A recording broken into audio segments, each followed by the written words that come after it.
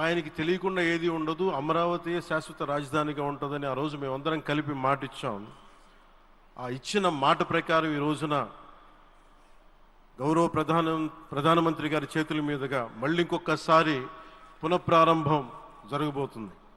ఇది ఆది శంకరాచార్య 1237వ జయంతి సందర్భంగా తిరిగి అమరావతి పునఃప్రారంభం కావటం చాలా ఆనందాన్ని కలగజేస్తుంది.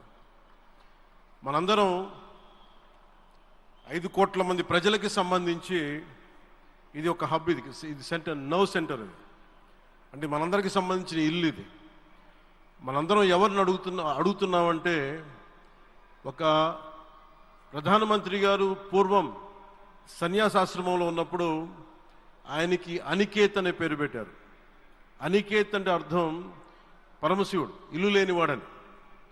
అలాంటి ఇల్లు లేనివాడు, కుటుంబం లేనివాడు 5 కోట్ల మంది కుటుంబాలకు, 5 కోట్ల మంది ప్రజల కోసం, ఎన్ని కోట్ల కుటుంబాల కోసం మనందరికీ రాజధానిలో ఒక నగరం నిర్మించడానికి, ఇల్లు నిర్మించుకోవడానికి ఇల్లు లేకుండా 140 కోట్ల మంది ప్రజల బాధ్యత తీసుకొని కశ్మీర్ నుంచి కన్యాకుమారి వరకు, అక్కడ కామాఖ్య నుంచి ద్వారకా వరకు ప్రపంచమే, మన దేశమే తన కుటుంబంగా చేసుకుంటూ, ఈ భారతదేశమే తన ఇల్లుగా చేసుకొని తిరిగి పునఃప్రారంభానికి విచ్చేసిన గౌరవ ప్రధానమంత్రి శ్రీ నరేంద్ర మోదీ గారికి మనస్ఫూర్తిగా మన అందరి తరపున, ఆంధ్రప్రదేశ్ ప్రజలందరి తరపున, అమరావతి రైతాంగం తరపున, ఆడపడుచుల తరపున వారికి చేతులెత్తి హృదయపూర్వక నమస్కారాలు తెలియజేస్తున్నాను.